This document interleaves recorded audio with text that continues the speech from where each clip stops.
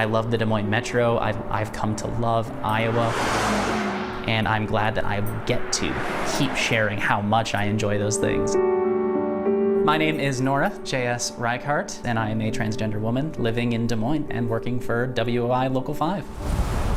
For a long time, I didn't think I would get to say that, at least not on air like this. I didn't know if there was a place and a space for me to do this sort of work that I've really come to love and enjoy, while also getting to be myself while I do it.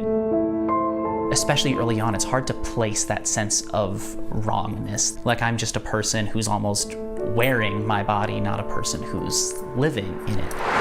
In late high school, I started having some thoughts in that direction, but it was at a time growing up in a pretty rural area that I didn't even have the language to describe what I was feeling. I thought I was just depressed. I thought I was just anxious, and I've had those feelings almost as long as I can remember. A while after I started being on air, I kind of just reached a personal breaking point of like, why don't I like the person that I'm seeing every time I'm going out in the field? It is hard to overstate the devastation that this community has seen. Why don't I connect with that person? Why don't I want to be that person? We'll keep you up to date here on Local 5. I started counseling last September, so I've been in some degree going through this process for just about a year now. I've pursued a more medical intervention. I am on hormone replacement therapy. There was a decent span of time where everyone in my life functionally knew me as Nora, except for the viewers at home. Steph, many of us might not realize it, but hearing aid prices can be staggering. Feeling like I was splitting myself into two like that. It's very weird to approach like every day at work as if it's a dress-up day, but that's really what it felt like when I made this exact leap of telling the viewers at home everything's going to be different, that the little name under my headshot is going to look a little different now on air. And I wanted to personally feel as ready as possible to make that jump, because there are expectations that come with it. So today, really big day for me. I'm officially filing the paperwork to legally change my name. In the state of Iowa, you have to file a petition with name change with the local court, and that's what I've got here. Got everything printed out. My dead name and my hopefully soon to be permanent name after this. This is just my credit card information, so please don't get this in the shot. Continue there. Reviewing payment. Submission confirmation. There we go. When I stepped away from work, it's the last thing I had left on my to-do list to feel like I'd accomplished everything I wanted to while I was gone. So in many ways, this feels like an end and a welcome back. I'm very fortunate that I'm in a position where my coworkers and my employer want to support me in this. Morning, Theo. Good to see you.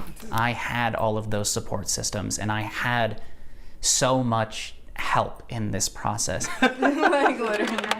Yeah, we had Khalil and Larissa's story yesterday, kind of. I texted them this morning to be like, hey, how did things go last night? No response yet. Simon had that shooting info that he put in. We're living at a time when there's so much misinformation floating around about people like me. I promise we're more interesting than bathrooms or sports or whatever. We're still living wonderful, fulfilling lives outside of that. I'm still very much the person I was before. I still know too many Spider-Man facts. I still play a little too many video games for my own good. I still enjoy reading at the coffee shops around Des Moines, which is where you can usually find me on my days off. None of that has changed.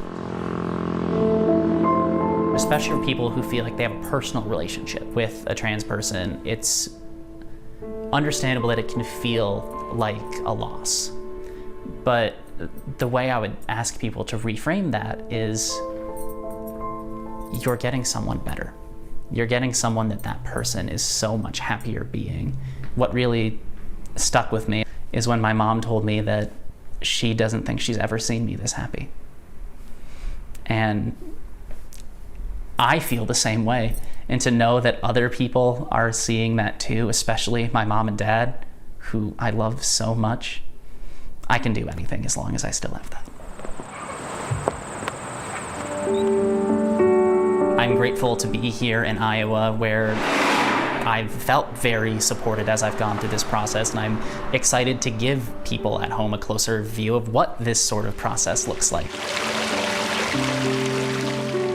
At the end of the day, I am still the person that you've been seeing on TV for the last year or so. I'm just a little happier while I do it now. I just hope that I'm a positive part in people's lives, big or small. And as long as that can still stay true through all of this, the rest is noise.